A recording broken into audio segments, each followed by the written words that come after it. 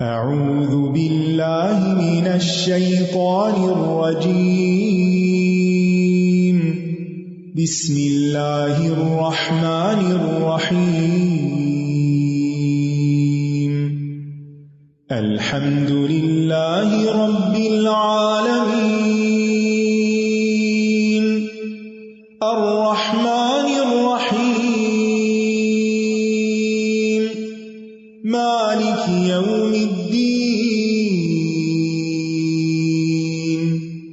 إياك نعبد وإياك نستعين اهدنا الصراط المستقيم صراط الذين أنعمت عليهم غير المغضوب عليهم ولا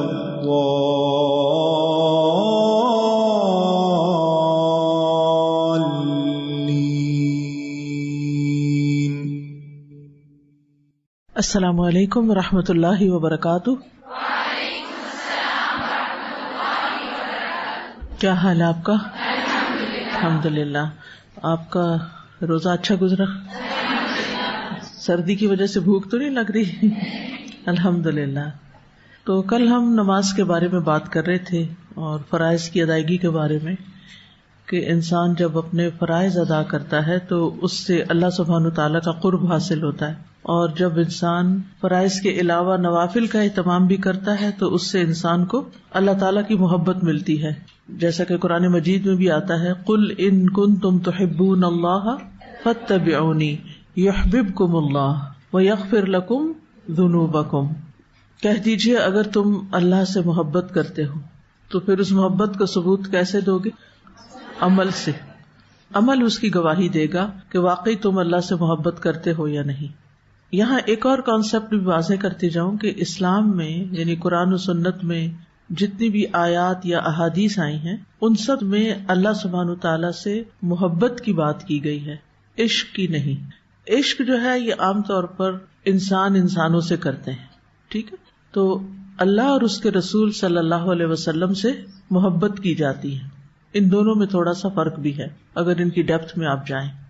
محبت جو ہے ایک مثبت چیز ہے، ہوش و حواس میں رہ کے کی جاتی، جبکہ عشق کے بارے میں آتا ہے نا کہ اس میں جو عقل ہے انسان کی وہ برقرار نہیں رہتی، یعنی ضروری نہیں کہ نہ ہو لیکن محبت ایک سوچی سمجھی چیز ہوتی۔ تو اسی لیے آپ دیکھیں کہ یہاں پر یہ بتایا گیا کہ یہ محبت کوئی صرف جذبات کی محبت نہیں ہوگی، جذباتی محبت نہیں ہوگی کہ اگر تمہیں اللہ سے محبت ہے تو پھر تم رسول اللہ صلی اللہ علیہ وسلم کی پیروی کرو۔ تو معنی کیا بنتا ہے کہ اگر تمہیں اللہ سے محبت ہے تو پھر کیا کرو؟ جب انسان کو کسی سے محبت ہوتی ہے تو کچھ کرتا ہے نا، یا کچھ کرنے کو دل چاہتا ہے۔ تو جب لوگ سنت کی پیروی نہیں کرتے تو پھر وہ اللہ کی محبت میں کیا کرتے ہیں؟ ڈانس کرتے ہیں اور قوالیاں گاتے ہیں اور اسی طرح کے کام کرتے ہیں، جس میں وہ پرواہ نہیں کرتے کہ اللہ تعالیٰ کا حکم کیا ہے، اللہ تعالیٰ کو کیا پسند ہے۔ وہ صرف جذبات کی شدت کا اظہار کرتے ہیں، جبکہ قرآن مجید ہمیں کیا بتاتا ہے؟ قُلْ إِن كُنتُمْ تُحِبُّونَ اللَّهَ فَاتَّبِعُونِي، کہ محمد صلی اللہ علیہ وسلم کا اتباع کرو، کیونکہ آپ کی لائف سب سے زیادہ بیلنسڈ لائف تھی، توازن والی زندگی تھی۔ اس توازن میں ہم دیکھتے ہیں کہ دین اور دنیا دونوں ساتھ چل رہی تھی۔ تو بہرحال اگر ہم سب اللہ سے محبت کرتے ہیں تو ہمیں نوافل کا اہتمام کرنا ہے، اور اس میں سب سے پہلے ہم نماز کو لیں گے، کیونکہ نماز کا حساب سب سے پہلے ہونا ہے۔ تو ہمیں نماز میں فرض کے علاوہ سنتیں بھی پڑھنی چاہیے، جو نوافلی کی ایک قسم ہے۔ نبی صلی اللہ علیہ وسلم نے فرمایا جو شخص ہمیشہ 12 رکعات پڑھے گا تو اللہ تعالیٰ اس کے لیے جنت میں ایک گھر بنائے گا، تو اللہ عز و جل اس کے لیے جنت میں گھر بنائے گا۔ ظہر سے قبل 4، ظہر کے بعد 2، مغرب کے بعد 2، عشاء کے بعد 2 اور فجر سے پہلے 2 رکعات، ٹھیک ہے۔ عمرو بن عوص رضی اللہ عنہ سے روایت ہے، انہوں نے کہا کہ مجھ سے انبسہ بن ابی سفیان نے اپنی مرض الموت میں ایک ایسی حدیث سنائی جس سے انتہائی خوشی حاصل ہوتی ہے۔ لوگ حدیث سن کر خوش ہوتے تھے۔ مجھے نہیں معلوم کہ اس وقت آپ کے دلوں کا کیا حال ہے، کہ اس حدیث کو سن کر آپ کتنے خوش ہو رہے ہیں، کہتے ہیں میں نے ام حبیبہ رضی اللہ عنہا سے سنا، وہ کہتی تھی میں نے رسول اللہ صلی اللہ علیہ وسلم کو فرماتے ہوئے سنا کہ جس نے ایک دن اور رات میں 12 رکعتیں ادا کی اس کے لیے ان کے بدلے جنت میں ایک گھر بنا دیا جاتا ہے۔ ام حبیبہ رضی اللہ عنہا نے کہا جب سے میں نے ان کے بارے میں رسول اللہ صلی اللہ علیہ وسلم سے سنا میں نے انہیں کبھی ترک نہیں کیا، کبھی بھی نہیں چھوڑا۔ انبسا کہتے ہیں جب سے میں نے ان کے بارے میں ام حبیبہ رضی اللہ عنہا سے سنا میں نے انہیں کبھی نہیں چھوڑا۔ اور آپ کیا کہیں گے کہ جنت میں گھر چاہیے نا، ٹھیک ہے نا؟ تو آج سے انشاءاللہ جس وقت کلاس ختم ہوگی پہلے آپ سنت پڑھیں گے، پھر فرض ہوگے، پھر اس کے بعد سنت۔ اگر کسی کی گاڑی نکل رہی ہو تو وہ پھر گھر جا کے بھی ادا کر سکتا ہے بعد کی 2 سنتیں، لیکن 4 پہلے ہی ہوتی ہیں، ہر وقت 4 بعد میں نہیں پڑھی جاتی۔ کبھی مجبوری میں تو ایسے ہو جاتا ہے کہ انسان بہت جلدی میں ہے، نماز کھڑی ہو گئی ہے اور وہ جماعت میں شریک ہونا چاہتا ہے تو جماعت میں شریک ہو جائے اور بعد میں ساری سنتیں پڑھ لے، لیکن اس کو روٹین اور معمول اور اصول نہیں بنا لینا چاہیے، کیونکہ اس سے شیطان انسان کے اندر سستی ڈال دیتا ہے۔ اچھا فرض تو اب ہو گئے نا، اب یہ کام کر لو وہ کر لو، 10 منٹ کھڑے ہو کے اس سے باتیں کر لو، 10 اس سے، ہم باتوں میں کتنا وقت لگا دیتے ہیں لیکن اپنی آخرت کے بارے میں فکر نہیں کرتے، ٹھیک ہے؟ تو انشاءاللہ اللہ سبحانہ تعالیٰ سے دعا بھی ہے کہ وہ رمضان کے اس مبارک مہینے میں ہمارے عمل میں بہترین تبدیلی فرمائے اور ہمیں بہترین عبادات کی توفیق دے۔ نحمدہ ونصلی علی رسولہ الکریم، اما بعد فاعوذ باللہ من الشیطان الرجیم، بسم اللہ الرحمن الرحیم، رب اشرح لی صدری ویسر لی امری واحلل عقدۃ من لسانی یفقہوا قولی۔ الحمد للہ تم نورک ربنا فہدیت فلک الحمد وعظم حلمک فعفوت فلک الحمد، احمدک سبحانک واشکرک، احمدہ علی ما اسبغ من العطاء والنعم۔ تمام قسم کی حمد اللہ کے لیے ہے، اے ہمارے رب تیرا نور کامل ہے، بس تو نے ہدایت دی، بس تیرے لیے حمد ہے۔ تیری بردباری عظیم ہے، بس تو نے معاف کیا، بس تیرے ہی لیے حمد ہے۔ میں تیری حمد بیان کرتی ہوں، تو پاک ہے، اور میں تیرا شکر ادا کرتی ہوں۔ نحن نقص عليك أحسن القصص بما أوحينا إليك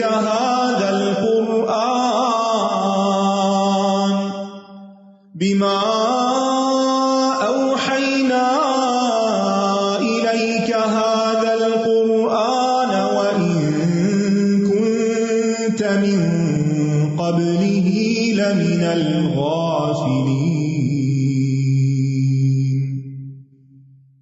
اس سے پہلے ہم پڑھ چکے ہیں کہ شیطان نے آدم علیہ السلام سے دشمنی کا عملی مظاہرہ کرتے ہوئے انہیں جنت سے نکلوا دیا، بہت بڑی چال چلی اور انہیں راہ راست سے ہٹا دیا۔ جس درخت سے اللہ تعالیٰ نے پھل کھانے سے منع کیا تھا اسی کا پھل کھلوا دیا، جس کی وجہ سے اللہ تعالیٰ نے آدم علیہ السلام سے ناراضگی کا اظہار کیا۔ جو ہی آدم علیہ السلام کو یہ محسوس ہوا کہ ان کا رب ان سے ناراض ہے تو انہوں نے اپنے رب سے توبہ کرنے کے لیے کچھ کلمات لے لیے، سیکھ لیے۔ آیت نمبر 37 میں ارشاد باری تعالیٰ ہے فتلقى آدم من ربه كلمات فتاب عليه إنه هو التواب الرحيم۔ پھر آدم نے اپنے رب سے توبہ کے چند کلمات سیکھ لیے تو اللہ نے اس پر مہربانی کی، بے شک وہ بہت توبہ قبول کرنے والا، نہایت رحم فرمانے والا ہے۔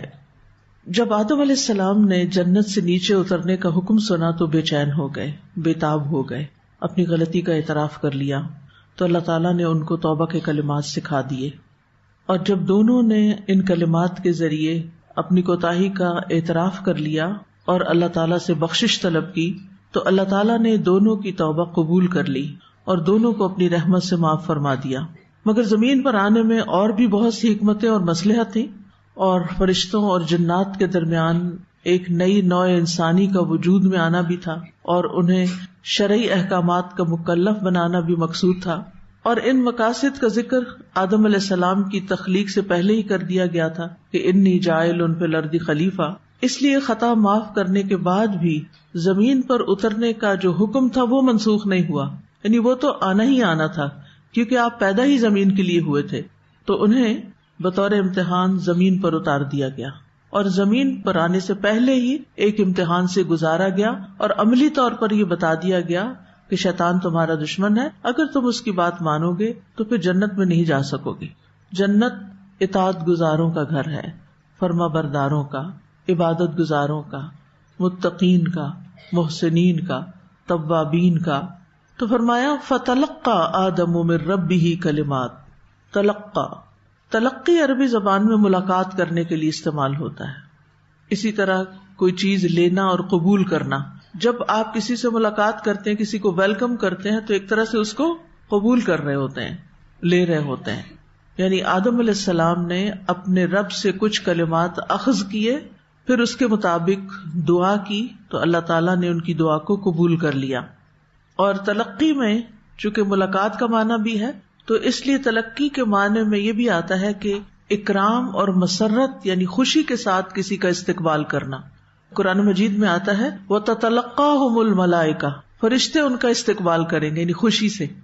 اسی طرح تلقی کا معنی یہ بھی ہے کسی چیز کو خوب بھانپتے اور سمجھتے ہوئے قبول کرنا اور سیکھنا، یعنی خوشی سے لینا، اس کو ویلکم کرنا اور اس کو سیکھنا. پھر یعنی جب اللہ تعالیٰ نے ان کو توبہ کے کلمات سکھائے تو آدم علیہ السلام نے ان کو شوق اور رغبت کے ساتھ قبول کر لیا، سیکھ لیا. ایک ہوتا ہے مجبوری کے مارے سیکھنا اور ایک ہوتا ہے شوق سے سیکھنا. ان دونوں میں بڑا فرق ہے اور دونوں کے نتائج میں بھی بڑا فرق ہے. جو لوگ مارے بندے مجبوری کے تحت آتے ہیں کلاس میں، ان کا رویہ کچھ اور ہوتا ہے. وہ مجبوری سے ہی بیٹھے رہتے ہیں، وہ سارا وقت اذیت میں رہتے ہیں، وہ تھکے تھکے رہتے ہیں، وہ آدھی بات سنتے ہیں آدھی نہیں سنتے، وہ پریزنٹ ہوتے ہوئے بھی غیر حاضر ہوتے ہیں. لیکن جو لوگ شوق سے آتے ہیں وہ پہلے پہنچنے کی کوشش کرتے ہیں، آگے بیٹھنے کی کوشش کرتے ہیں، پھر توجہ سے سنتے ہیں، پھر اس کو خوشی سے لیتے ہیں، پھر اس پر غور و فکر کرتے ہیں، ریفلیکٹ کرتے ہیں، پھر اس کے بعد اس پر عمل کی کوشش بھی کرتے ہیں. تو اس کا نتیجہ بالکل کچھ اور ہوتا ہے. وہ ایک نئے انسان بن جاتے ہیں. قرآن ان کو ایک نیا انسان بنا دیتا ہے، اللہ کا پسندیدہ انسان بنا دیتا ہے. تو ان دونوں رویوں میں بہت فرق ہے. اللہ سبحانہ تعالیٰ نے اس سے پہلے آدم علیہ السلام کو نام سکھائے تھے. وَعَلَّمَ آدَمَ الْأَسْمَاءَ، یہاں بخشش کے کلمات سکھائے ہیں، لیکن سکھانے کے بجائے آدم علیہ السلام کے پارٹ پر جو تلقی ہے، خوشی سے قبول کرنا، اس کا ذکر کیا گیا. یہ نہیں کہا گیا کہ اللہ تعالیٰ نے ان کو پھر بخشش حاصل کرنے کے کلمات سکھا دیے. سکھائے تو اللہ ہی نے ہیں، الہام تو اللہ تعالیٰ نے کیے، لیکن آدم علیہ السلام نے خوشی سے لیا ان کو. صرف وہی شخص توبہ کے کلمات خوشی سے لیتا ہے، کوئی نئی دعا سیکھتا ہے تو خوش ہو جاتا ہے، جس کو اپنے گناہوں کا احساس ہوتا ہے، جس کو اپنی کمی کا اعتراف ہوتا ہے، جو اپنی خطاؤں کو مان لیتا ہے کہ مجھ میں کمی ہے، مجھے اور لینے کی ضرورت ہے، سیکھنے کی ضرورت ہے، میں رسمن یہ کام نہیں کر رہا، میں اس کو سلیبس کا حصہ سمجھ کے نہیں کر رہا، بلکہ یہ میری ایک ضرورت ہے، مجھے اس سے فائدہ ہے، میرے لیے ایک نعمت ہے، اللہ کا احسان ہے کہ اس نے ہمیں سکھایا. دین پڑھتے ہوئے، قرآن پڑھتے ہوئے کچھ لوگوں کا رویہ بالکل یہی ہوتا ہے کہ جب انہیں کوئی نئی بات پتہ چلتی ہے تو اس پر شکر ادا کرتے ہیں کہ یا اللہ تیرا شکر ہے، تو نے قرآن میں اس مسئلے کا جواب بھی رکھا، اس مسئلے کا حل بھی رکھا، میری اس کنفیوژن کو بھی دور کر دیا، میرے اس سوال کی بھی تسلی ہو گئی. تو وہ مسلسل شکر کی کیفیت میں رہتے ہیں. ہر نئی چیز ملنے پر ان کے اندر تلقی ہوتی ہے، وہ خوشی سے استقبال کرتے ہیں، ویلکم کرتے ہیں. تو یہی کیفیت ہے یہاں پر کہ آدم علیہ السلام نے جو کلمات اخذ کیے جو ان کے لیے بڑے فائدے کے تھے، اور انہیں پتہ چل گیا کہ ان کے ذریعے بخشش ہو جائے گی اور اللہ تعالیٰ راضی ہو جائیں گے، تو انہوں نے پھر ان کو شوق سے لیا. اور یہاں پر آپ دیکھیے فتلقا ہے، فا. عام طور پر لوگ یہ چھوٹے چھوٹے جو حروف ہوتے ہیں نا، ان کو نظر انداز کر جاتے ہیں، اور ان کی وجہ سے معنی میں جو فرق آتا ہے اور معنی کے اندر جو گہرائی آتی ہے اس کو نظر انداز کر جاتے ہیں. تو یہ جو فا ہے یہ کس چیز کو انڈیکیٹ کر رہا ہے؟ ان کے ایکشن کو. فتلقا یعنی اس میں ان کی طرف سے جو فوری ایکشن ہے اس کو انڈیکیٹ کر رہا ہے. یعنی چھوٹا سا لیٹر ہے فا، لیکن اس کا مطلب یہ ہے تو فوراً ان کو لے لیا، پھر لے لیا. عام طور پر فا کا ترجمہ کیا کیا جاتا ہے؟ تو، پھر، لہذا. تو انہوں نے اس کو بس لے لیا. آپ دیکھیے کہ عموماً یہ ہوتا ہے کہ ہمیں کوئی چیز مل رہی ہوتی ہے، کوئی نعمت مل رہی ہوتی ہے، یا کسی مشکل کا سولوشن ہمارے سامنے آ رہا ہوتا ہے، تو ہم اس کو لینے میں جلدی نہیں کرتے، اس کے بارے میں غور نہیں کرتے. تو یہاں پر انہوں نے دیر نہیں لگائی بلکہ اس کو لے لیا.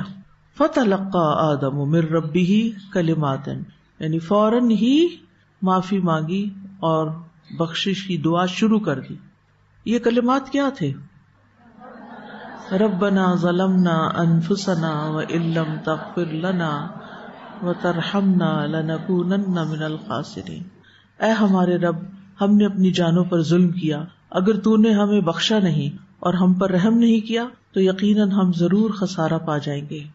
تو جو ہی یہ کلمات ان کو الہام کیے گئے، وہی کیے گئے کہ وہ ان کلمات کے ذریعے اللہ تعالیٰ سے بخشش طلب کر لیں، تو انہوں نے فوراً ہی ان کلمات کو پڑھنا شروع کر دیا. اور اس میں سب سے پہلے آپ دیکھیے کہ اعتراف ہے.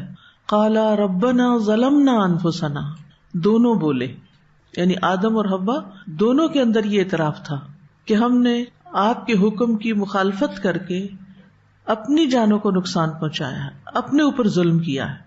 ظلم کا معنی تو آپ جانتے ہیں کہ کسی چیز کو اس کے اصل مقام پر نہ رکھنا، خواہ کمی کر کے یا زیادتی کر کے، یا اس کی اصل جگہ سے ہٹا دینا.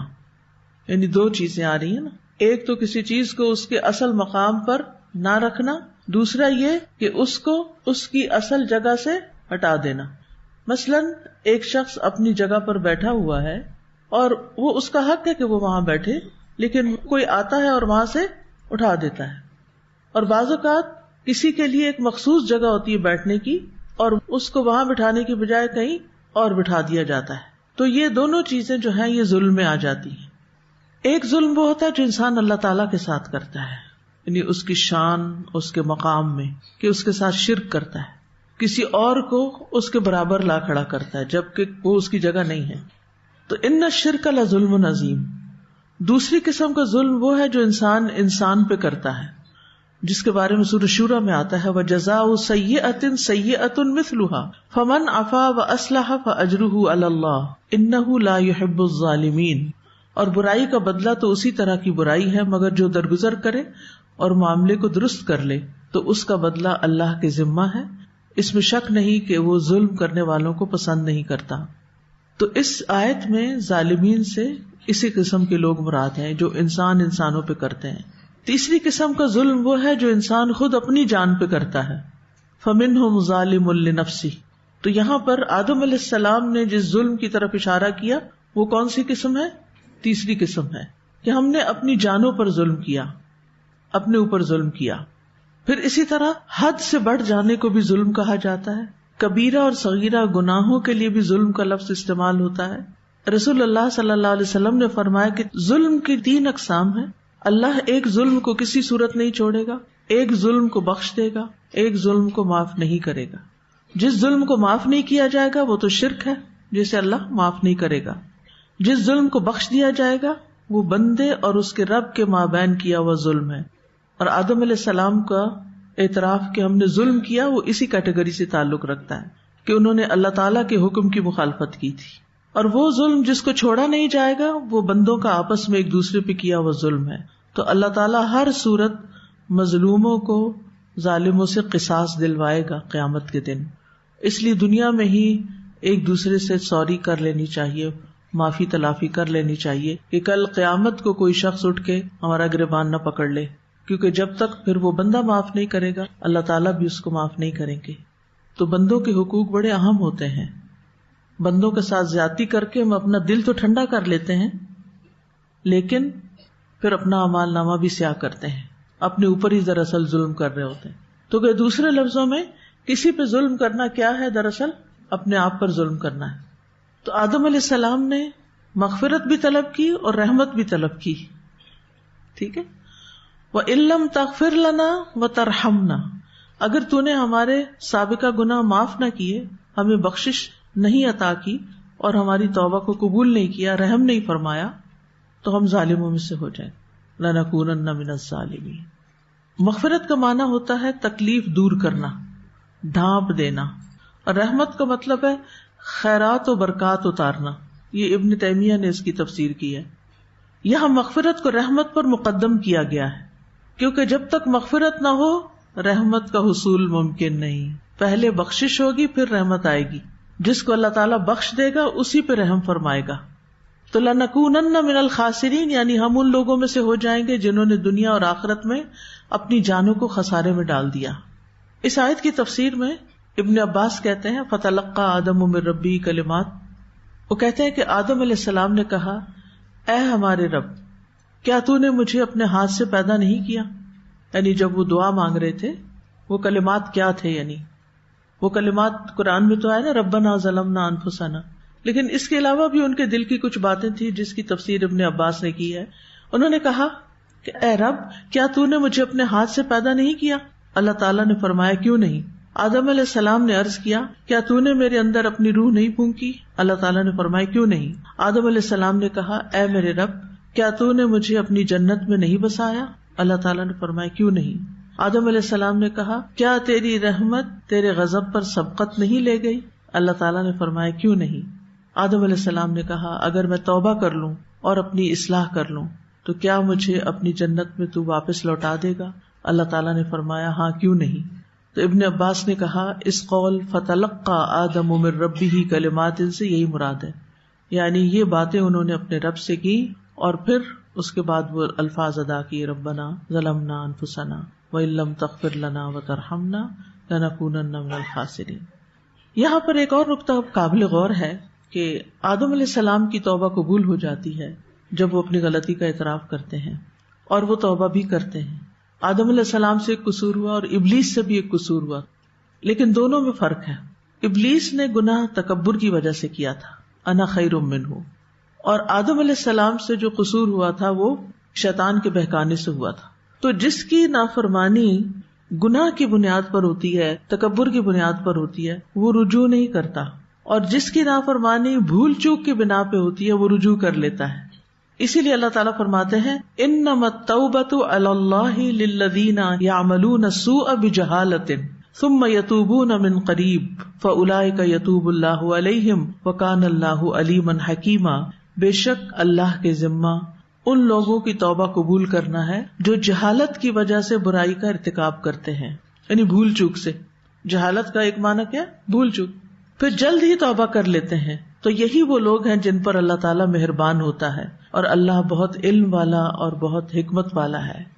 اس کی مثال ایسے ہی ہے کہ جیسے کچھ لوگ غلط کام کر رہے ہوتے ہیں اور جب ان سے کہا جائے اتق اللہ، اللہ سے ڈرو، چھوڑ دو یہ کام، تو وہ اعتراف کرتے ہیں ہمیں پتا ہے یہ غلط ہے، ہم مانتے ہیں یہ غلط ہے، ہم مصیبت میں پڑے ہوئے ہیں، ہم اس کو جلد چھوڑ دیں گے. اس کو اپنی غلطی کا احساس ہے کہ وہ غلط کر رہا ہے. لیکن دوسرا انسان جس کو آپ کہیں کہ اتق اللہ، تو وہ کیا کریں گے جواب میں؟ جاؤ تم اپنی خبر لو. اور جو غلط کام وہ کر رہا ہے اس کے وہ فائدے بتانا شروع کر دے گا، لاجک پیش کرے گا، وجوہات بتائے گا. ایسے لوگ غلطی کو غلطی بھی نہیں سمجھتے، رجوع نہیں کرتے، توبہ نہیں کرتے. یہ سب تکبر کی علامت ہے، تو ان کی توبہ قبول بھی نہیں ہوتی. آدم علیہ السلام سے بھول چوک ہوئی تھی، ان کا ارادہ نہیں تھا، لیکن شیطان نے ایسی چال چلی، قسمیں کھائیں، ان کو ایسا بہکایا کہ وہ بھول گئے اور وہ غلطی کر بیٹھے. اب جو ہی انہوں نے کی انہیں احساس ہو گیا، لہٰذا اللہ تعالیٰ کی طرف انہوں نے رجوع کیا. اللہ تعالیٰ نے ان کو توبہ کرنے کا طریقہ بتا دیا اور ان کی توبہ قبول ہو گئی. اس کے برعکس ابلیس نے بحث شروع کر دی اور معاملہ بڑھ گیا. بعض روایات میں آتا ہے کہ ابلیس نے موسیٰ علیہ السلام سے کہا تھا کہ کیا میری توبہ ہو سکتی ہے، میری توبہ کرنا چاہی تھی اس نے. موسیٰ علیہ السلام نے اللہ تعالیٰ سے عرض کی کہ ابلیس توبہ کرنا چاہتا ہے. تو اللہ تعالیٰ نے فرمایا کہ ابلیس کو کہو کہ وہ آدم علیہ السلام کی قبر کو سجدہ کر دے. آدم کو نہیں سجدہ ہوتی، نہیں، حکم تو برقرار ہے، لیکن اس نے کہا یہ نہیں میں کر سکتا. تو جو متکبرین ہوتے ہیں وہ اپنی غلطی نہیں چھوڑتے اور وہ جھکتے نہیں، مانتے نہیں. اب دیکھیں دو لوگوں کے بیچ میں بھی کوئی اونچ نیچ ہو جاتی ہے، کبھی ہم انسان ہیں. جو ہی احساس ہو کہ میری غلطی ہے تو کیا کرنا چاہیے؟ سوری. جب آپ سوری کر لیں گے تو پھر کیا ہوگا؟ معاملہ نہیں بڑھے گا. لیکن اگر آپ بحث کریں گے، آرگیومنٹ کریں گے تو پھر کیا ہوگا؟ معاملہ بڑھ جائے گا. دونوں رویوں میں تکلیف ہے، دونوں تکلیف دہ چیزیں ہیں. پہلے میں سوری کہنے کی تکلیف ہے، یعنی آپ نے کوئی ایسی چیز کی جس سے دوسرا ہرٹ ہوا، جب اس نے اپنی شکایت کی کہ میں ہرٹ ہوئی ہوں یا ہوا ہوں اس بات سے، تو جس نے ہرٹ کیا جانے یا انجانے وہ کہے سوری، میرا یہ مقصد نہیں تھا، اگر آپ پھر بھی ہرٹ ہوئے تو سوری. معاملہ کیا ہوگا؟ ایک سوری لفظ بولنے سے کیا ہوگا؟ ختم ہوگا. لیکن یہ سوری کہنا آسان نہیں ہے، اس کے کہنے کے پیچھے ایک تکلیف ہوتی ہے. نفس کو، اپنا نفس ہرٹ ہونے لگتا ہے کہ دیکھیں یہ بندہ اب مجھے جھکا رہا ہے، لیکن انسان جھک جاتا ہے، I was wrong, it's okay, I am sorry. لیکن جو سوری نہیں کرتا، اڑ جاتا ہے، اکڑ جاتا ہے، بحث شروع کر دیتا ہے، لڑائی کرتا ہے، پھر لڑائی میں تو جیت جاتا ہے مثلاً، یا ہار جاتا ہے، جو بھی ہارے یا جیتے دونوں صورتوں میں جب لڑائی ختم ہو جاتی ہے، ٹھنڈی ہو جاتی ہے، اس کے بعد کیا ہوتا ہے؟ دل پہ بوجھ ہوتا ہے نا. پھر تکلیف تو اب بھی ہے نا، تکلیف تب بھی ہے، تکلیف اب بھی ہے. ان دو رویوں میں سے آپ کیا چوز کریں گے؟ پہلا کر لے انسان، جھگڑا ختم، بس اپنے آپ کو منانے والی بات ہوتی. اور ویسے بھی پہلے بھی میں نے آپ سے یہ بات کی تھی کہ جب انسان سے کوئی غلطی ہوتی ہے تو ایسا نہیں ہوتا کہ اچانک ہی ہو جاتی ہے، اس کے پیچھے ہمارا تھاٹ پروسیس ہوتا ہے، کافی عرصے کا وہ سلسلہ چل رہا ہوتا ہے. یعنی مثلاً کسی شخص سے اگر ہماری فریکوینٹ لڑائی ہو رہی ہے، ہر دوسرے دن، تو وہ اس وقت اچانک، یعنی کوئی چیز گری تو لڑائی شروع ہو گئی. وہ چیز گرنا نہیں ہے اصل بات. وہ اصل بات کیا ہے؟ پیچھے دل میں کچھ رکھا ہوا ہے، وہ کچھ چیزیں جمع ہیں جن کو معاف نہیں کیا گیا، جس کی وجہ سے کیا ہوتا ہے؟ ذرا سی کوئی وجہ بنی اور سارا غصہ پھر سے باہر آ گیا. پھر انسان یہ بھی نہیں پرواہ کرتا کہ رمضان ہے، یہ بھی پرواہ نہیں کرتا کہ میں روزے سے ہوں، یہ بھی پرواہ نہیں کرتا کہ میں کہاں کس کے سامنے کھڑا ہوں. بس پھر وہ اپنا غصہ نکالنا شروع کر دیتا ہے. تو یہ کسی کے خلاف بھی جو ہم غصہ نکالتے ہیں نا، یہ غصہ وقتی کوئی چیز ٹریگر تو کرتی ہے اس کو، لیکن وہ وقتی نہیں ہوتا، اس کے پیچھے بہت دنوں کی یا مہینوں یا سالوں کی غلط روش ہوتی ہے یا بدگمانی ہوتی ہے جو پائل اپ ہو رہی ہوتی ہے. اسی لیے کہا کہ نا فاعفو واصفحوا، یعنی جب معاف کرو تو اس طرح کرو کہ دل سے بھی نکالو. اگر دل میں رکھا ہوا نا تو پھر وہ بہت جلدی دوبارہ ریپیٹ ہو جائے گا. اب مثال کے طور پر اگر کسی کو مثلاً کوئی کڈنی پرابلم ہو گیا، تو آپ کا کیا خیال ہے کہ وہ کوئی 2-3 دن پہلے اس نے وہ کل میں نے کچھ یہ کھایا تھا اس لیے آج مجھے کڈنی پرابلم ہو گیا، ایسا ہوتا ہے؟ کوئی لیور پرابلم ہو گیا تو یہ ہے کہ وہ میں نے کل میرا خیال ہے کہ کوئی چیز پی لی تھی تو آج مجھے لیور پرابلم ہو گیا. نہیں، ایسے نہیں ہوتا. ایون یہ جو نزلہ زکام ہے نا، تو ہم کہتے ہیں کہ وہ میرا فلاں سے انٹریکشن ہو گیا تو اس لیے مجھے نزلہ ہو گیا. یہ نہیں ہے، یہ تو آخری سبب بنا نا جو آپ کو نظر آ رہا ہے. یہ اس سے پہلے بہت سی سالوں کی غلطیاں آپ کرتے آ رہے ہیں. وہ آپ کی باڈی بیچاری ان کو ایکسپٹ کرتی گئی. ایک دن آ کے اس نے ریئیکٹ کر دیا، نو مور، میری بس ہے، اب کچھ کرو اپنا. ہارٹ اٹیک ایک دن میں ہو جاتا ہے؟ نہیں. یہ ساری چیزیں اس کے پیچھے پائل اپ ہوتی ہیں. گناہوں سے بھی اگر توبہ نہ کی جائے، حقوق اللہ ہوں یا حقوق العباد ہوں، آپس کے معاملات کو پوری طرح صاف نہ کیا جائے، ایک دوسرے سے دل صاف نہ کیے جائیں، حقیقی معنوں میں سچی معافی تلافی نہ کی جائے، صرف اوپر سے بس کہہ دیا جائے، تو حالات درست نہیں ہوتے. ابلیس کے اندر بھی وہ تکبر کافی عرصے سے پائل اپ ہو رہا تھا کچھ وجوہات کی بنا پر. آدم علیہ السلام کو اگرچہ کئی فضیلتیں دی گئی تھی مگر ان کے اندر تکبر نہیں تھا، ان کے اندر بھول تھی، اور فطرت پہ ہونے کی وجہ سے وہ ابلیس کی جھوٹی باتوں میں آ گئے تھے، اس کی فریب کاری میں آ گئے تھے. اور جو ہی احساس ہوا کہ مجھ سے غلطی ہو گئی تو فوراً توبہ بھی کر لی. ابلیس کا چونکہ ایک سوچا سمجھا تھاٹ پیٹرن تھا اس کا، اس لیے اس نے ریگریٹ نہیں کیا، توبہ نہیں کی، اور اللہ تعالیٰ نے اس کو معاف بھی نہیں کیا. اس کو اور اس کی اولاد کو اور اس کے پیچھے چلنے والوں کو کیا فرمایا؟ لَأَمْلَأَنَّ جَهَنَّمَ مِنْكَ وَمِمَّنْ تَبِعَكَ مِنْهُمْ أَجْمَعِينَ. اور یہاں کیا ہے؟ فَتَابَ عَلَيْهِ، اللہ تعالیٰ ان پر مہربان ہو گیا، اللہ نے ان کی توبہ قبول کر لی.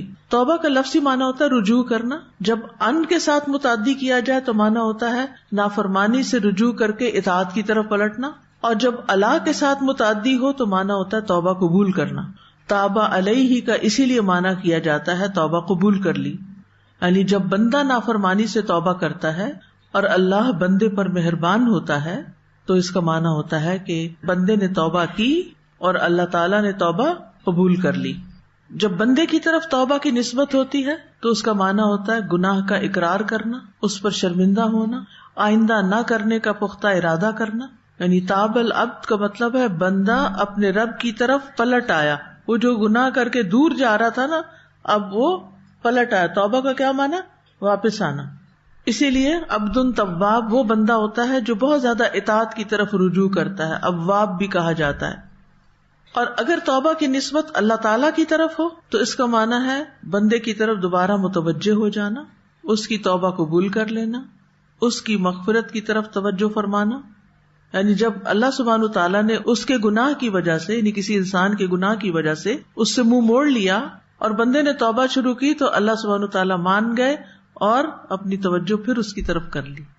تو یہاں بھی پلٹنے کا معنی ہی ہے، اس لیے تاب علیہ. ورنہ ہم اچانک وہ پڑھتے ہیں نا، تو چونکہ اردو میں ہم نے توبہ کو صرف معافی مانگنے کے معنی میں پڑھا ہوتا ہے تو ہمیں بڑا عجیب لگتا ہے کہ اللہ تعالیٰ نے توبہ کی. نہیں، یعنی اس کی طرف اس کی رحمت دوبارہ متوجہ ہو گئی، اس کو معاف کر دیا، یہ معنی ہے. تو اللہ تعالیٰ کا آدم علیہ السلام پر 2 طرح کے احسانات تھے. نمبر 1، توبہ کی توفیق دی. یہ توفیق کس طرح دی کہ انہوں نے اللہ سے کلمات سیکھ لیے، اور دوسرا پھر توبہ قبول بھی کر لی. یعنی توفیق بھی اسی نے دی اور توبہ بھی قبول اسی نے کی. کلمات بھی خود سکھائے کہ اس طرح توبہ کر سکتے ہو. پچھلے رمضان میں نے ایک پروگرام کیا تھا قریب و مجیب، بہت ہی انجوائے کیا تھا. میں نے دعاؤں سے متعلق تھا کہ اللہ سبحانہ تعالیٰ قریب بھی ہے، مجیب بھی ہے، ہمارے قریب بھی ہے، ہماری دعائیں سنتا بھی ہے، جواب بھی دیتا ہے، رحمان و رحیم ہے. تو مجھے پڑھاتے ہوئے یہ خیال آتا تھا کہ کتنا مہربان ہے کہ اس نے ہمیں دعائیں خود ہی سکھا بھی دی، کچھ قرآن میں اور کچھ حدیث. ورنہ ہم تو جاہل تھے، ہمیں تو یہ بھی نہیں پتا کہ ہم نے معافی کیسے مانگنی ہے، ہم نے توبہ کیسے کرنی ہے. آدم علیہ السلام کے دل میں جو ہی شرمندگی آئی، احساس ہوا کہ میں نے غلط کیا ہے، تو اللہ سبحانہ تعالیٰ نے ان کو توبہ کرنے کے الفاظ بھی سکھا دی کہ ان الفاظ سے توبہ کرو. جب بھی کوئی دعا آپ کے دل پر الہام ہو، یعنی بعض اوقات ایسا ہوتا ہے نا کہ کوئی خاص دعا ہمارے منہ سے نکل، اسلاف کی ایسی بہت سی دعائیں ہیں. یعنی ایک دعائیں وہ ہیں جو قرآنی دعائیں ہیں، ایک وہ ہیں جو مسنون دعائیں ہیں، سنت میں آئی، ثابت ہیں، صحیح ہیں، صحیح سند کے ساتھ ہیں، وہ رسول اللہ صلی اللہ علیہ وسلم کی دعائیں ہیں. اسی کی ذیلی کیٹیگری ایک اور بھی ہے، وہ آئی تو حدیث میں ہے لیکن ضعیف حدیث میں آئی ہیں. اب بہت سے لوگ اس خلش میں پڑے رہتے، یہ تو ضعیف ہے حدیث، دعا مانگے کہ نہ. یہ مقصد نہیں ہے. مقصد صرف اتنا ہے کہ اس کی نسبت نبی صلی اللہ علیہ وسلم کی طرف نہ کریں کہ یہ نبی صلی اللہ علیہ وسلم کی دعا ہے، یہ نہ کہیں، بلکہ دعا کے اچھے الفاظ کو آپ اڈاپٹ کر سکتے ہیں. چاہے حدیث ضعیف ہے لیکن دعا کے الفاظ میں کوئی غلطی نہیں ہے، لہٰذا آپ وہ دعائیں مانگ سکتے ہیں، کیونکہ ان میں بھی بعض اوقات بڑی خوبصورت الفاظ ہوتے ہیں جو ہمیں خود نہیں آتے ہوتے مانگنے. پھر ایک تیسری چیز ہے اسلاف کی دعائیں، عام لوگوں کی دعائیں. اسلاف کی دعائیں جیسے امام ابن تیمیہ کے بارے میں آتا ہے کہ وہ یہ دعا کیا کرتے تھے، اللہم یا معلم ابراہیم علمنی و یا مفہم سلیمان فہمنی. تو اب یہ ایک خوبصورت طریقہ ہے دعا مانگنے کا. ہمیں ایسے الفاظ نہیں آتے، تو کبھی کبھی ایسا بھی ہوتا ہے کہ ہمیں بہت اچھے الفاظ یا کوئی بہت اچھی بات مانگنے کے لیے دل میں آ جاتی کہ یہ مانگ لوں اپنے رب سے. کبھی تو سمجھ ہی نہیں آتی کیا مانگے. قبولیت کا بھی وقت ہوتا ہے اور ہم بھٹک ہی رہے ہوتے ہیں سلیکشن میں. لیکن کبھی کبھی ایسے ہوتا ہے کہ اچانک دل کے اندر سے کوئی دعا نکلتی. یہ دراصل اللہ کی توفیق ہوتی ہے آپ کے لیے کہ اللہ تعالیٰ یہ چیز آپ کو دینا چاہتا ہے، لہٰذا وہ آپ کو وہ کلمات سکھا دیتا ہے. اب ایسے جتنی بھی دعائیں ہیں وہ بھی آپ مانگ سکتے ہیں. آپ یہ نہ کہیں اس کا ریفرنس دے دیں. ہم بعض اوقات کوئی اچھی دعا کسی کی پوسٹ کی جاتی ہے نا، تو لوگ فوراً کہتے ہیں اس کا ریفرنس دے دیں. بھائی اس کا ریفرنس کوئی نہیں ہے، یہ کسی کے الفاظ ہیں، کسی نے مانگے تھے خوبصورت الفاظ سے، آپ بھی مانگ لیں. شیئر اس لیے کر رہے ہیں کہ ایسے الفاظ ہمیں خود سے نہیں آتے مانگنے، کہ لوگ کیسے کیسے اللہ سے مانگتے تھے. کچھ لوگوں کو مانگنے کا بڑا ڈھنگ آتا ہے، بہترین الفاظ کی سلیکشن ہوتی ہے، کچھ لوگوں کو نہیں ہوتی. ہر ایک کا اپنا اپنا ہے. اس دفعہ یہ جو دعائیں ایپ ہے نا، اس کے اندر اگر آپ نیچے جائیں نا، جو نیچے والی بار ہوتی ہے ان سب کو کلک کر کے دیکھیں ان کے اندر کیا ہے. ایک کو آپ کلک کریں گے تو اس میں آپ کو قریب و مجیب کے سارے لیکچرز بھی ملیں گے اور دعائیں بھی ملیں گی. ایک اور کو کلک کریں گے تو اس میں البرد المصفى المختار، یہ دعاؤں کی ایک کتاب ہے جس میں قرآنی دعائیں بھی ہیں، مسنون بھی ہیں اور دیگر دعائیں بھی ہیں. لیکن اس میں بھی ایسی ایسی خوبصورت دعائیں ہیں جو اللہ کے نیک بندوں نے مانگی ہیں اور انہوں نے ان کو اکٹھا کر دیا ہے کہ کوشش کریں کہ رمضان میں ایک بار وہ ساری دعائیں آپ مانگ لیں.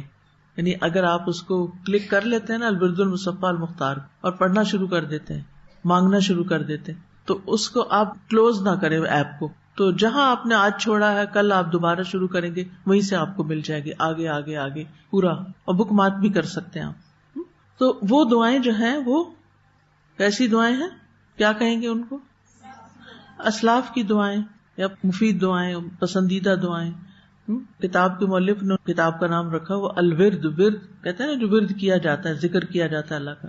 المصفى صاف کیا ہوا، یعنی اس میں کوئی غلط الفاظ نہیں. المختار سلیکٹڈ، چنا ہوا، یعنی مختلف جگہوں سے اس کو اکٹھا کیا گیا ہے. تو اللہ تعالیٰ کی بندے پر توبہ کے ذریعے دو مہربانیاں ہوتی ہیں. پہلی توبہ کرنے سے پہلے ہوتی ہے کہ اسے توبہ کی توفیق دیتا ہے، اور دوسری توبہ کرنے کے بعد ہوتی ہے، یعنی بندے کی توبہ کے بعد ہوتی ہے کہ اللہ تعالیٰ اس کی توبہ قبول کر لیتا ہے. توفیق بھی اس نے دی، دعا بھی اس نے سکھائی اور قبول بھی اس نے کی. کیسا مہربان رب ہے ہمارا. پھر بھی دعا نہیں کریں گے. اگر توفیق نہیں نہ ہو رہی تو استغفار شروع کر دیں. یعنی بعض لوگوں کو بڑی ہرس ہوتی ہے کہ ہم دعا مانگ لیں، اور بعض لوگ تو مصلے سے ایسے بھاگتے ہیں سلام پھیرتے ہی بیٹھتے نہیں. حالانکہ جتنی دیر انسان نماز کے بعد مصلے پہ بیٹھا رہتا ہے اتنی دیر فرشتے اس کے لیے دعائیں مغفرت کرتے رہتے ہیں. فرشتے بھی آپ کے لیے دعا کریں. آپ خود بھی کر رہے ہیں، فرشتے بھی کر رہے ہیں. ٹھیک ہے آپ کی کمٹمنٹس ہیں، آپ نے کسی کے ساتھ جانا ہے، آپ دوسروں کو ویٹ نہیں کروا سکتے، لیکن گھر میں کوئی وقت تو نکالیں. عشاء کے بعد نکالیں، عصر کے بعد نکالیں، مغرب کے بعد نکالیں، جو بھی کوئی وقت ہو. یہ نہیں کہ گھر والوں کو بٹھا چھوڑے کھانے کی ٹیبل پہ کہ جی میں فرشتوں کی دعائیں لے رہی ہوں اس وقت کیونکہ روزہ کھولا ہے میں نے اور نماز پڑھی ہے. وہ آپ کا انتظار کریں، اٹھ جائیں. آپ اپنے پرسنل ٹائم میں ایسے کام کیا کریں جس میں کسی کو آپ کی ضرورت نہیں ہوتی یا کسی کو آپ کے یہاں بیٹھنے سے کوئی تکلیف نہیں ہوتی. کیونکہ اگر گاڑی میں لوگ انتظار کر رہے ہیں اور آپ مصلے پہ بیٹھ رہے ہیں تو پھر تو رحمت مشکل ہی ہے، کیونکہ آپ دوسروں کو تکلیف دے رہے ہیں نا، وہ الگ بات. لیکن بعض اوقات یہ ہوتا ہے کہ ہم خود ہی بس سست ہوتے ہیں، سلام پھیرا بس اٹھ گئے، سلام پھیرا اور جلدی سے بس بھاگ نکلے. تو جب آپ کے پاس وقت ہو، یہ ہر ایک اپنا فیصلہ خود کرے، تو ضرور تھوڑی دیر بیٹھ کر سکون سے دعا کرے. قرآن پاک پڑھنے کے بعد قبولیت کی گھڑیوں میں، بارش ہو رہی ہو وہ بھی قبولیت کے اوقات میں سے ہے. کل تو بہت ساری قبولیتیں جمع ہو گئی تھی. جمعہ بھی تھا، جمعہ کی آخری گھڑی، پھر روزہ بھی تھا، اور پھر بارش بھی ہو رہی تھی، اور پھر علم کی مجلس اور بہت ساری چیزیں. الحمدللہ جس کو اللہ نے توفیق دی، جس نے جو مانگا. تو اب اس دعا کا فائدہ کیا ہوا؟ اللہ تعالیٰ نے توبہ قبول کی اور اللہ تعالیٰ نے ان کو چن لیا. وَعَصَىٰ آدَمَ رَبَّهُ فَغَوَىٰ ثُمَّ اجْتَبَاهُ رَبُّهُ فَتَابَ عَلَيْهِ وَهَدَىٰ. اور آدم نے اپنے رب کی نافرمانی کی تو وہ بھٹک گیا، پھر اس کے رب نے اسے چن لیا، پس اس پر مہربان ہوا اور اس کی رہنمائی کی. اس پر مہربان ہوا اور اس کی رہنمائی کی. آدم علیہ السلام اللہ تعالیٰ کے چنے ہوئے بندوں میں سے تھے. ٹھیک ہے، اس کی دلیل ایک اور جگہ سے ملتی ہے. سورۃ آل عمران میں آتا ہے ان اللہ اصطفیٰ آدم، ان اللہ اصطفیٰ آدم. اللہ تعالیٰ نے آدم علیہ السلام کو چن لیا، کئی وجوہات کی بنا پر چن لیا. یہاں پر معاف کرنے کے بعد پھر سے چن لیا. ایک اور چیز یہ کہ یہاں اللہ سبحانہ وتعالیٰ نے صرف آدم علیہ السلام کو مخاطب کیا، فَتَلَقَّىٰ آدَمُ مِن رَبِّهِ كَلِمَاتٍ فَتَابَ عَلَيْهِ، اور یہ نہیں فرمایا کہ فتابہ علیہما، جبکہ جنت کا پھل آدم اور حوا دونوں نے کھایا تھا. تو صرف آدم علیہ السلام پر کیوں فوکس کیا گیا یہاں؟ اگر قصے کے آغاز پہ غور کریں تو قصہ آدم علیہ السلام کے ذکر سے شروع ہوا تھا، اور اس قصے کی نمایاں شخصیت کون ہے؟ آدم علیہ السلام. وہ ابو البشر ہیں، پہلے نبی ہیں. اسی لیے قصے میں اکثر خطاب آدم علیہ السلام ہی سے ہے، اور حوا علیہ السلام اس کے تابع ہیں کہ جو حکم ان کو مل رہا ہے وہ ساتھ ہی انہیں بھی مل رہا ہے. اگرچہ بعض مقامات پر دونوں کو الگ الگ بھی خطاب کیا گیا، یعنی تسنیہ کا صیغہ استعمال کیا گیا، یعنی ڈائریکٹ حوا کو تو نہیں خطاب کیا گیا لیکن دو کا لفظ استعمال کیا گیا، یعنی اکٹھے کیا گیا. اس سے یہ بات سیکھنے کو ملتی ہے کہ قرآن مجید میں اکثر مقامات پر جہاں مردوں کو مخاطب کیا گیا ہے وہاں اس سے مراد عورتیں بھی ہوتی ہیں. وہ حکم صرف مردوں کے لیے خاص نہیں ہوتا، جو مردوں کے لیے خاص ہے حکم اس کا ذکر الگ سے آ جاتا ہے. تو قصے کے شروع میں بھی آدم علیہ السلام کو کہا گیا اسکن، اور قصے کے اختتام پر بھی صرف آدم علیہ السلام کا ذکر ہوا. انہ هو التواب الرحیم، بے شک وہ بہت زیادہ توبہ قبول کرنے والا بڑا ہی مہربان ہے. تو اللہ سبحانہ وتعالیٰ کا ایک نام اور اس کی صفت آ رہی ہے التواب، بہت زیادہ توبہ قبول کرنے والا. مبالغے کا صیغہ ہے. کیوں تواب؟ اس لیے کہ توبہ کرنے والے بہت ہیں، گناہگار بہت ہیں. تو اس کو صرف ایک دو بندوں کی نہیں، بہت ساروں کی توبہ قبول کرنی ہوتی، تو اللہ تعالیٰ ان کو معاف بھی کر دیتا ہے اور کثرت سے. پھر ہم ایک دفعہ تھوڑی توبہ کرتے ہیں، ہم کیا کرتے ہیں؟ بار بار توبہ کرتے ہیں، تو وہ بار بار معاف کرتا ہے. لہٰذا وہ تواب ہے، بہت زیادہ توبہ قبول کرتا ہے. یعنی اس کے جو افعال ہیں ان میں سے ایک کیا ہے کہ وہ بہت زیادہ توبہ قبول کر رہا ہوتا ہے. تو اللہ تعالیٰ نے اپنی ذات کا نام التواب رکھا ہے. الرحیم وسیع مغفرت والا، التواب الرحیم. اور اس کی رحمت میں سے ہے کہ جس کی وجہ سے وہ بندوں میں سے جس کو چاہتا ہے پہنچاتا ہے اور ان کو توبہ کی توفیق دیتا ہے، ان کو معاف کرتا ہے، ان سے درگزر فرماتا ہے. تو اس آیت سے سیکھنے کی جو باتیں ہمیں پتہ چلی وہ یہ کہ اللہ تعالیٰ نے آدم علیہ السلام پر بہت بڑا احسان کیا ان کو کلمات سکھا کر. پھر یہ کہ آدم اور حوا کا ربنا ظلمنا انفسنا کہنا ہی وہ کلمہ ہے جو اللہ تعالیٰ نے آدم علیہ السلام کی طرف ڈالا، تو آدم علیہ السلام نے اس کو قبول کر لیا. پھر اسی کلمے کی وجہ سے اللہ نے ان کی توبہ قبول کر لی. پھر یہ کہ اپنے ظلم کا اعتراف کرنا اللہ تعالیٰ کو پسند ہے، اور یہ اللہ تعالیٰ کی طرف سے معافی کا سبب بنتا ہے. کیا چیز معافی کا سبب بنتی ہے؟ اپنے ظلم کا اعتراف کرنا. تو انسان کا یہ کہنا ربنا ظلمنا انفسنا وان لم تغفر لنا وترحمنا لنکونن من الخاسرین. یہاں پر آپ دیکھیے کہ سب سے پہلے ربنا کہا گیا. رب کیا ہے؟ خالق مالک مدبر. اور اللہ کی ربوبیت کا یہاں وسیلہ پکڑا گیا ربنا، کیونکہ کہا گیا نا کہ اچھے اچھے ناموں سے اس کو پکارو. تو یہاں اس کا کون سا نام ہے جس کے وسیلے سے دعا کی جا رہی؟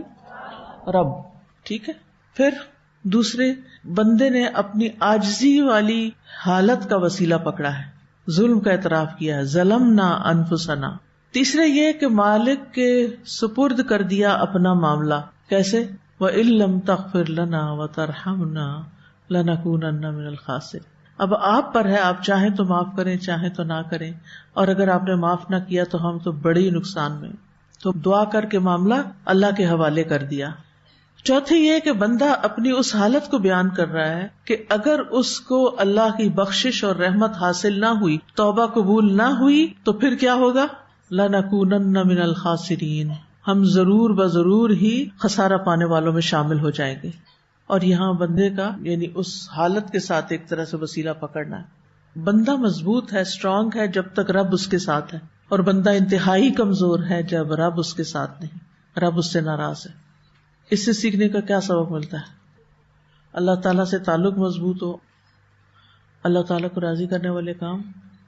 استاذہ اگلے دن ایک بچی نے کسی یونیورسٹی کی اسٹوڈنٹ کا واقعہ سنایا کہ اس نے ایسی ایکسپیرینس کرنے کے لیے کہ اللہ کے بغیر کیسے زندگی گزرتی ہے، تو کہنے لگی کہ ایک سیمسٹر میں ایز این ایتھیسٹ گزارنا چاہتی ہوں، اور اس میں وہ سیمسٹر پورا نہیں ہوا اور اس دوران اس کی ڈیتھ ہو گئی ہارٹ اٹیک سے. ایک لمحے کے لیے بھی جب احساس ہو جائے میری غلطی ہے تو دیر نہیں لگانی چاہیے. اور آپ نے دیکھا ہوگا جب ہم غلطی کرتے ہیں نا، ہمارا ضمیر ہمیں بتاتا ہے. وہ میں نے بتایا تھا نا کہ جو شیطان ہوتا ہے نا وہ دل کے اندر بات ڈالتا ہے، اور جو ہمارا فرشتہ ہوتا ہے جو ساتھ لگا ہوا ہے وہ ضمیر کے اندر ڈالتا ہے. ہمارا ضمیر جو ہے نا وہ بوجھل ہونے لگتا ہے اور ہمیں فوراً احساس ہونے لگتا ہے، ندامت سی آنے لگتی ہے کہ ٹھیک نہیں ہوا، یہ ٹھیک نہیں کیا. جب ٹھیک نہیں کیا تو پھر اسے ٹھیک کر لینا چاہیے.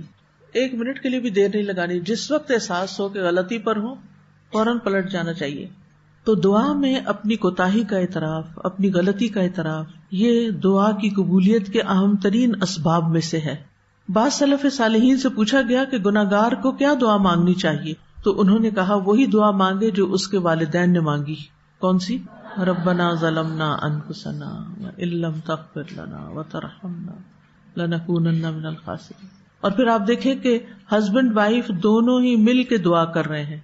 آدم اور حوا مل کے دعا کر رہے ہیں، اجتماعی دعا ہے. ٹھیک ہے. موسیٰ علیہ السلام نے کہا تھا ربی انی ظلمت نفسی فاغفر لی فغفر لہ. کس بات کے بعد یہ ہوا تھا؟ جب ان سے قتل خطا ہو تو ان کا ارادہ نہیں تھا، یاد رکھیے ان کا ارادہ قطعاً نہیں تھا کہ کسی جان کو لیں، لیکن بس ہو گیا، تب چاہے خطا ہو پھر بھی قتل تو قتل ہے. تو انہوں نے فوراً ہی کہا رب انی ظلمت نفسی فاغفر لی، فغفر، اللہ نے معاف کر دیا. یونس علیہ السلام نے کیا کہا تھا؟ لا الہ الا انت سبحانک انی کنت من الظالمین. ابراہیم علیہ السلام اپنی طرف خطا اور کوتاہی کی نسبت کرتے ہوئے فرماتے ہیں والذی اطمع ان یغفر لی خطیئتی یوم الدین، وہ رب جس سے میں توقع رکھتا ہوں کہ قیامت کے دن میری خطائیں معاف کر دے گا. پھر سید الاستغفار ہے، اس میں کیا آتا ہے؟ ابوء لک بنعمتک علی و ابوء بذنبی.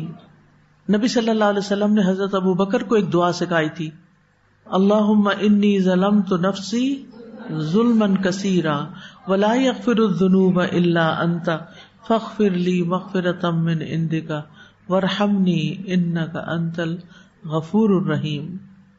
اے اللہ میں نے گناہ کر کے اپنی جان پر بہت زیادہ ظلم کیا، پس گناہوں کو تیرے سوا کوئی معاف کرنے والا نہیں، پس تو مجھے اپنے پاس سے مغفرت عطا فرما اور مجھ پہ رحم فرما، بے شک تو بہت ہی بخشنے والا اور خوب رحم کرنے والا ہے. پھر اس آیت سے یہ بات بھی پتہ چلتی ہے کہ گناہوں کی ایک نحوست ہوتی ہے، اسی وجہ سے ابلیس کو اللہ تعالیٰ کی رحمت سے نکال دیا گیا اور اس نے پھر آدم کو بھی جنت سے نکلوا کے چھوڑا. پھر یہ ہے کہ چھوٹے گناہ بھی قابل مواخذہ ہوتے ہیں اگرچہ بڑے گناہوں سے پرہیز کیا جاتا ہو. گناہ تو گناہ ہی ہے، چھوٹا ہے یا بڑا ہے. پھر یہ کہ اللہ تعالیٰ سچے لوگوں کی توبہ قبول کرتا ہے. کس کی توبہ قبول کرتا ہے؟ سچے لوگوں کی. جو بھی توبہ کرنے میں جلدی کرتا ہے اللہ تعالیٰ اس کو معاف کر دیتا ہے، اس سے درگزر فرماتا ہے، اسے بخش دیتا ہے، اگر یہ گناہ کتنا ہی بڑا کیوں نہ ہو. اس آیت سے ابلیس اور آدم علیہ السلام کے خصائل کا بھی فرق پتہ چلتا ہے. ابلیس نے اللہ تعالیٰ کی نافرمانی جان بوجھ کے کی تھی، جبکہ آدم علیہ السلام سے بھول ہوئی تھی. ابلیس سے غلطی ہوئی تو اس نے اعتراف نہیں کیا، تکبر کیا اور اپنی نافرمانی اور گمراہی کا الزام اللہ تعالیٰ کے ذمہ لگایا. آدم علیہ السلام سے غلطی ہوئی تو انہوں نے اعتراف کر لیا، واقعی ہمارا قصور تھا، اور اللہ کے حضور توبہ بھی کی. ابلیس نے اپنے نافرمانی اور گمراہی کا الزام اللہ تعالیٰ کو دیا، جبکہ آدم علیہ السلام نے یہ اعتراف کیا کہ واقعی ہمارا قصور تھا. ابلیس انہی جرائم کی وجہ سے ہمیشہ کے لیے ملعون ٹھہرا، ٹھکرا دیا گیا. آدم علیہ السلام کے اعتراف اور توبہ کی وجہ سے وہ بارگاہ الہی میں مقرب ہوئے اور انہیں نبوت بھی عطا ہوئی، چن لیے گئے. پھر آپ دیکھیے کہ بعض اوقات انسان سے غلطیاں ہوتی ہیں، اور جیسے میں نے آپ کو وہ سوچنے کے لیے دیا ہے نا پیٹرن، کہ آپ اس طریقے پہ سوچیں. جب بھی کوئی غلطی ہو نا، جب بھی کوئی سچویشن پیش آئے تو آپ اس کو لکھیں کہ یہ غلطی مجھ سے کیوں ہوئی، اس کے پیچھے کیا وجوہات تھی، اس میں بیرونی وجوہات کیا تھی، اندرونی کیا تھی، دونوں لکھنی آپ نے. ٹھیک ہے، بیرونی یعنی کسی دوسرے شخص کی طرف سے کیا رکاوٹیں پیش آئیں یا اس کی طرف سے کیا وجہ بنی، اور اندرونی کیا ہوتی ہیں کہ ہمارے اندر کی سوچیں کیا تھی، ہم نے دوسرے شخص کی بات کو کس طرح قبول کیا، میری غلطی کہاں تھی کہ میں نے کس جگہ کس بات کو کس طرح رسپونڈ کیا. تو جب آپ انالیسس کریں گے تو انشاءاللہ آئندہ کے لیے آپ کو بہت فائدہ ہوگا. اور وہ فائدہ کیا ہوگا؟ آئندہ کے لیے اصلاح ہو جائے گی. آئندہ کے لیے آپ اس طرح کی سچویشن میں پڑھ کر غلطی دوبارہ کرنے سے بچ جائیں گے انشاءاللہ. یہ فائدہ ہوگا کیونکہ آپ پہلے سے ہی سوچے سمجھے ہوئے ہیں. آپ کو پتہ ہے کہ زندگی میں نا کچھ لوگ زیادہ غصہ دلاتے ہیں. جیسے آپ کے 4 بچے ہیں نا، تو 4 میں سے ایک آپ کو زیادہ غصہ دلاتا ہوتا ہے. ایسے مزاج فرق ہوتے ہیں نا. اب آپ کیا ہے کہ باقی کے ساتھ تو صبر کر ہی جاتے ہیں، اس کے ساتھ آپ سے صبر نہیں ہوتا. مثلا اب اسی طرح گھر میں 2 بہن بھائی ہیں، ایک کے ساتھ آپ کی بنتی ہے، دوسرے سے نہیں بنتی، ہر دفعہ اسی سے لڑائی ہوتی کیونکہ وہ سیم غلطی ریپیٹ کرتا ہے. اچھا اسی طرح ماں باپ میں سے بھی ایک کے ساتھ ہماری زیادہ بن جاتی ہے، دوسرے سے نہیں بنتی. ابو ہر وقت کوئی بات کہتے ہیں تو آپ کو غصہ آ جاتا ہے، یا امی کوئی بات کہتی ہے تو کسی کا کوئی فیوریٹ ہوتا ہے، کسی کا کوئی ہوتا ہے. خیر اب آپ دیکھیے کہ جب آپ سے ایسی کوئی چیز ہوتی ہے تو آپ ایک دفعہ اچھی طرح اپنے آپ کو انالائز اگر کر لینا، کیوں ہوا، کیا ہوا، میں نے کیا کیا، دوسرے نے کیا کہا، اور سچی باتیں لکھیں کیونکہ اپنے آپ کو نہیں دھوکہ دیتے. اچھا یہ ساری چیزیں ہوگی نا، اینڈ میں نتیجہ بھی نکالیں گے کہ نیکسٹ ٹائم اگر اس شخص نے ایسا کچھ کیا تو میں یہ جواب دینے کی بجائے جس کی وجہ سے معاملہ زیادہ بگڑا تھا میرا ریئیکشن یہ ہوگا، اپنے لیے خود سجیسٹ کریں گی پھر آپ. اور جو ہی نیکسٹ ٹائم جب وہی بات پھر ریپیٹ ہونے لگے یا وہی چیز دوسرے کی طرف سے دوبارہ ہونے لگے تو پھر آپ اپنے آپ کو الرٹ پہ رکھیں کہ آج میں نے کس طرح جواب دینا ہے، آج میں نے وہ غلطی نہیں کرنی جو پہلے کی تھی، کیونکہ وہ اللہ تعالیٰ کو ناپسند ہے. تو اس طریقے سے اپنے اندر آپ خود سیلف انالیسس کرتے کرتے اپنی بہت سی بری عادتوں کو چھوڑ سکتے ہیں. آدم علیہ السلام کو ان کی کسی فضیلت نے فائدہ دیا تھا کہ اللہ تعالیٰ نے اپنے ہاتھ سے بنایا، جنت میں بسایا، بہت سے انعامات ان پر کیے، ان کو عزت اکرام دیا؟ کیا اس فضیلت اور شرف نے کوئی فائدہ دیا؟ یعنی نافرمانی کے موقع پر آدم علیہ السلام کو علامہ آدمہ کے شرف نے اور لما خلقت بیدی کی نسبت نے اور نفخت فیہ من روحی کے فخر نے کچھ فائدہ نہیں دیا. آدم علیہ السلام نے اگر فائدہ اٹھایا تو کن الفاظ سے اٹھایا؟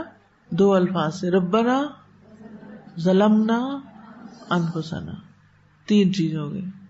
اے ہمارے رب ہم نے اپنی جان پر ظلم کیا، یعنی مراد اس سے کیا ہے کہ غلطی ہماری تھی. ابلیس کو کس چیز نے تباہ کیا؟ اس کی خود پسندی نے، اور غرور کا سر نیچا. آدم علیہ السلام کو 5 چیزوں نے سعادت دی تھی. نمبر 1 انہوں نے گناہ کا اقرار کر لیا. نمبر 2 وہ اس پر نادم ہوئے. نمبر 3 اپنے نفس کو ملامت کی. نمبر 4 توبہ کی طرف جلدی کی. نمبر 5 اللہ کی رحمت سے مایوس نہیں ہوئے. ابلیس بھی 5 چیزوں کے ساتھ بدبخت ٹھہرا. اس نے گناہ کا اقرار ہی نہیں کیا، اس میں ندامت کا اظہار نہیں کیا، اس نے اپنے نفس کو ملامت نہیں کی، اس کو اپنے رب کی طرف منسوب کیا، تو وہ اللہ کی رحمت سے مایوس ہو گیا. ہمیں کس کے نقش قدم پر چلنا چاہیے؟ یعنی ہمیں آدم علیہ السلام کے طریقے پر چلنا چاہیے اور کسی بھی چیز کو پا کر تکبر نہیں کرنا چاہیے. گناہ ہونے کے بعد فوراً ہی توبہ کر لینی چاہیے. توبہ کی شرائط کیا ہے؟ یہ توبہ علم، حالت اور عمل سے بنتی ہے. علم سے مراد ہے گناہ کو جاننا. اب بعض اوقات 1-2 دفعہ بس کوئی چیز دیکھتے ہیں، نہیں ملتی تو بس چھوڑ دیتے ہیں. حالت سے مراد نفس کا اس خرابی اور نقصان سے تکلیف محسوس کرنا، یعنی ندامت. اور عمل سے مراد گناہوں کا چھوڑ دینا اور اس غلطی کا تدارک کرنا جس کا تدارک ممکن ہو. اور توبہ کا مقصد بھی یہی ہوتا ہے. اور جہاں تک ندامت کا تعلق ہے تو حدیث میں آتا ہے الندم والتوبہ، جس نے ندامت کے ساتھ توبہ کی اس کی توبہ قبول ہو جائے گی. ایک اور حدیث میں آتا ہے الندم توبہ، ندامت توبہ ہے، شرمندگی توبہ ہے. تو آدم علیہ السلام کی دعا میں اپنی غلطی کا اعتراف ہے، اپنے عجز و نیاز کا اظہار ہے، مشکل گھڑی میں اللہ کی طرف رجوع کرنے کی بات ہے. تو آدم علیہ السلام کی اولاد میں سے بھی جس شخص کو یہ راز سمجھ آ گیا اس کی دنیا بھی سنور جائے گی اور آخرت بھی. اس آیت سے یہ بات بھی پتہ چلتی ہے کہ ہمیں رب کی تعظیم کرنی چاہیے، رب کے ساتھ ادب کا معاملہ کرنا چاہیے، اپنی غلطی کا اعتراف کرنا چاہیے. اور جب اللہ تعالیٰ دل میں کوئی دعا الہام کرے تو مانگ لینا چاہیے. پھر یہ کہ اللہ تعالیٰ بہت غفور الرحیم ہے، گناہوں کو بخش دیتا ہے، لا تعداد گناہوں کو بخشنے والا ہے، توبہ کرنے والے سے خوش ہوتا ہے. اور بہترین خطا کار کون ہوتے ہیں؟ جو توبہ کرتے ہیں. اور جو اللہ سے معافی کی امید رکھتا ہے اس کو معافی مل جاتی ہے. 1000 بار بھی گناہ ہو جائے تو توبہ اور شرمندگی سے معافی مل جاتی ہے، کیونکہ استغفار کرنے کے فائدے ہی فائدے ہیں. استغفار کرنے سے اللہ کی رحمت ملتی ہے، اللہ کی محبت ملتی ہے، فلاح و کامیابی ملتی ہے، اچھا سامانی زندگی ملتا ہے، رزق اور اولاد میں اضافے کا باعث ہے، بہت زیادہ خیر و برکت ملتی ہے، بارشیں اترتی ہیں، اور استغفار سے گناہوں کی بخشش ہو جاتی ہے، بڑے سے بڑا گناہ معاف ہو جاتا ہے. التائب من الذنب کمن لا ذنب له. اور فوری طور پر گناہ لکھا ہی نہیں جاتا جو لوگ کثرت سے استغفار کرتے ہیں، حتیٰ کہ ایک فرشتہ 6 گھڑیاں انتظار کر کے پھر اس کے بعد وہ لکھتا ہے. استغفار بیماریوں کا علاج بھی ہے. قتادہ کہتے ہیں قرآن تمہیں تمہاری بیماری اور علاج بتاتا ہے، گناہ تمہاری بیماری اور استغفار ان کا علاج ہے. تو سینے کی تنگی اس سے دور ہو جاتی ہے، دل کو تندرستی اور سلامتی ملتی ہے، اللہ کا عذاب نہیں آتا، نامہ اعمال سے خوشی ملتی ہے. حدیث میں آتا ہے جو یہ بات پسند کرے کہ اس کا نامہ اعمال اسے خوش کر دے تو کثرت سے استغفار کیا کرے، اور یہ جنت میں داخلے کا ذریعہ بھی ہے۔ تو کرنے کے کام یہ ہیں کہ نیکیوں کا موسم بہار ہے، رمضان ہے، سحری کے وقت خوب خوب استغفار کریں، اس سے آپ کا دل بھی پاک ہوگا اور آپ شفا یاب ہوں گے، عافیتیں ملیں گی، بے قرار ہو تو سکون ملے گا، آزمائش ہو تو عافیت ملے گی، اور رسول اللہ صلی اللہ علیہ وسلم کے بعد ہمارے لیے اس میں امن و امان ہے۔ دن میں کم از کم 100 بار ضرور استغفار کریں، مجلس سے اٹھیں تو استغفار کریں اور سچی توبہ کریں، اور اپنے گناہوں سے ہم ڈرتے رہیں۔ وآخر دعوانا ان الحمد للہ رب العالمین۔ سبحانک اللہم وبحمدک، اشہد ان لا الہ الا انت، استغفرک واتوب الیک۔ السلام علیکم ورحمۃ اللہ وبرکاتہ۔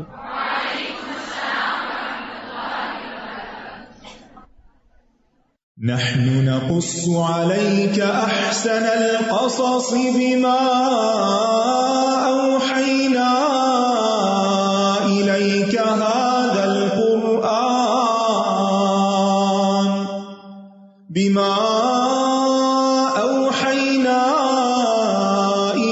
هذا القرآن وإن كنت من قبله لمن الغافلين۔